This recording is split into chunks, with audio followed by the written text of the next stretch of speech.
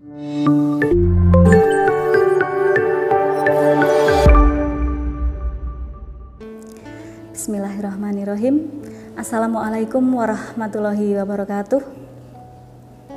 Selamat pagi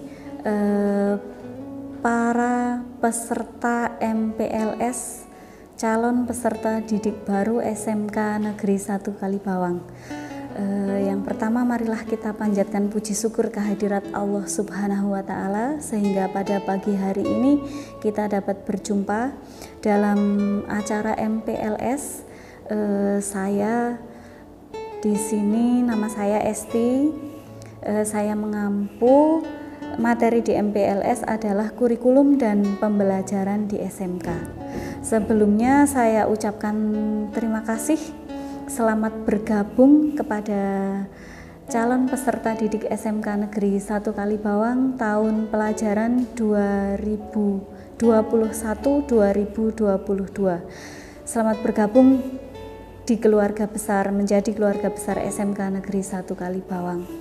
Ciptakan komitmen di dalam diri kita bahwa kita sudah mendaftar, berani mendaftar, diterima, kemudian masuk, kemudian berkomitmen sampai dengan lulus di kelas 12 nanti hingga memperoleh ijazah. Semoga ijazahnya nanti bisa bermanfaat dunia akhirat. Kembali ke materi, di sini saya membawakan materi kurikulum dan pembelajaran di SMK Negeri 1 Kalibawang. Yang pertama adalah kita mengupas tentang apa itu kurikulum. Kurikulum merupakan salah satu komponen pokok input pendidikan. Kualitas kurikulum menentukan kualitas proses pendidikan.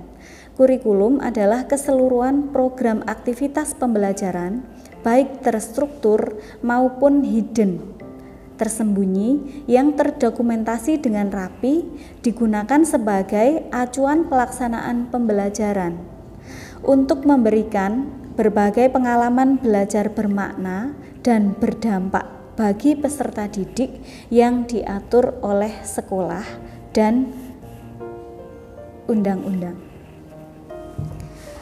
Acuan utama dalam pengembangan kurikulum sekolah dalam hal ini adalah kurikulum yang kita pakai merupakan kurikulum 2013 revisi, kurikulum yang terbaru yang berlaku di Indonesia.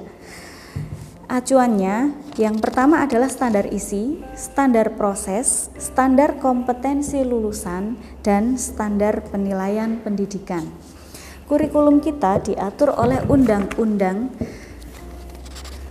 Negara Republik Indonesia dengan peraturan pemerintah, peraturan kementerian, peraturan gubernur, keputusan kepala dinas, dan yang lain-lainnya. Di sini saya akan membahas tentang kelompok mata pelajaran yang diajarkan di SMK Negeri 1 Kalibawang. Yang pertama adalah kelompok mata pelajaran agama dan akhlak mulia. Mayoritas di sini kita beragama Islam. Kemudian kelompok mata pelajaran yang kedua adalah kewarganegaraan dan kepribadian. Kelompok mata pelajaran yang ketiga adalah ilmu pengetahuan dan teknologi. Kemudian yang keempat, kelompok mata pelajaran estetika. Yang kelima adalah kelompok mata pelajaran jasmani, olahraga, dan kesehatan. Kemudian selanjutnya adalah ada kompetensi. Kompetensi inti ini dirancang seiring dengan meningkatnya usia peserta didik pada kelas tertentu. Kompetensi inti, integrasi vertikal berbagai kompetensi dasar pada kelas yang berbeda dapat dijaga. Rumusan kompetensi inti menggunakan notasi sebagai berikut. Kompetensi inti 1 atau biasa disebut KI1 untuk kompetensi inti sikap spiritual. Yang kedua, KI2 adalah kompetensi inti sikap sosial. KI3 adalah kompetensi inti pengetahuan. KI4 yaitu kompetensi inti keterampilan. Struktur kurikulum di SMK berbeda-beda setiap jurusan. Karena kita ada 4 jurusan, maka kita bahas satu persatu. Yang pertama adalah dari jurusan TBSM. Untuk mata pelajaran yang lain hampir sama. Nah, yang membedakan adalah kompetensi keahlian, biasa disebut dengan C3. Yang TBSM, kompetensi yang dimaksud di sini adalah muatan peminatan kejuruan. C1 itu dasar bidang keahlian. Di TBSM ada mata pelajaran simulasi dan komunikasi digital, fisika, kimia. Kemudian C2, dasar program keahliannya ada 3 mata pelajaran, yaitu gambar teknik otomotif, teknologi dasar otomotif, kemudian ada pekerjaan dasar otomotif.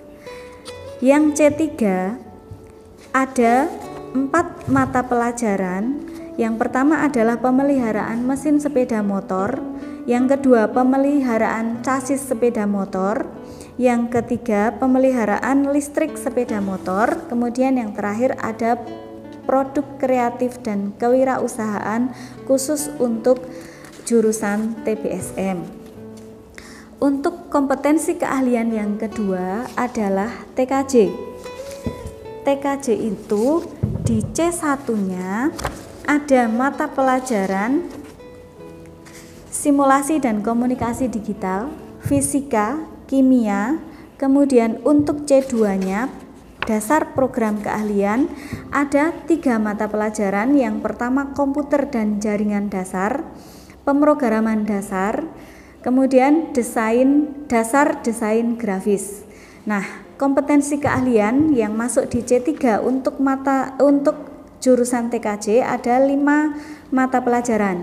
Yang pertama yaitu teknologi jaringan berbasis luas atau biasa disebut WAN.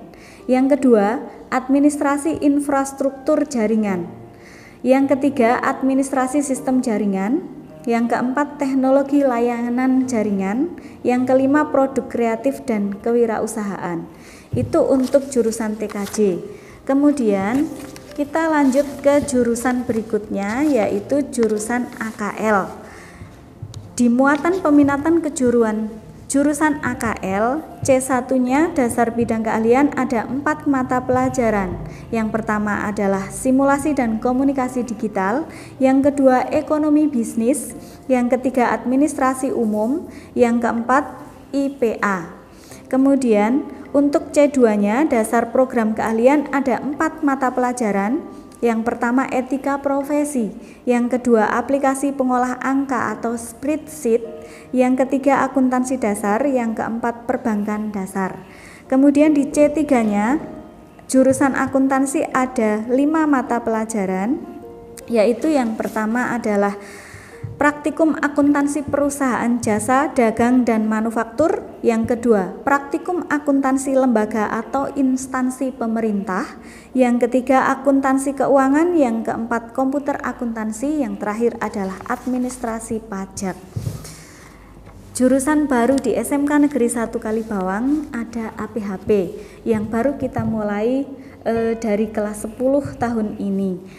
Jurusan APHP itu untuk C3-nya ada dasar penanganan bahan pertanian, yang kedua adalah dasar proses pengolahan hasil pertanian, yang ketiga ada pengendalian mutu hasil pertanian. Tentunya di APHP juga ada mata pelajaran fisika, biologi, dan kimia. Nah,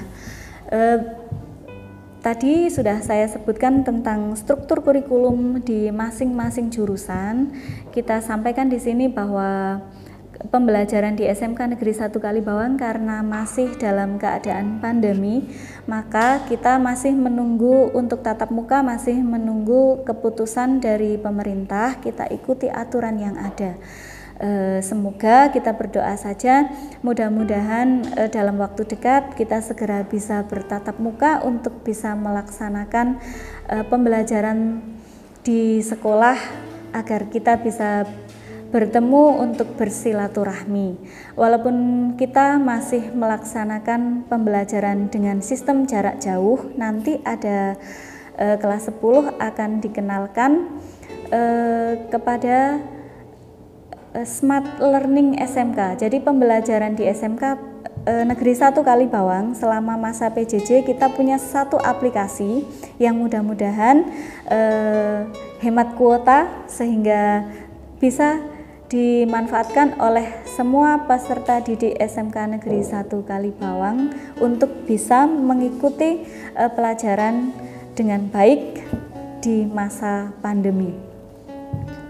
Untuk SMK itu pelajarannya banyak praktik, jadi nanti di kelas 11 ada agenda yang namanya PKL, praktik kerja lapangan. Ketika PKL nanti kalian akan praktik di instansi di dunia industri yang ditunjuk oleh sekolah yang sudah bekerja sama dengan sekolah supaya kalian bisa mendalami ilmu sesuai dengan bidang keahlian masing-masing. Harapannya nanti kita belajar di SMK adalah menimba ilmu yang bermanfaat baik di dunia maupun di akhirat.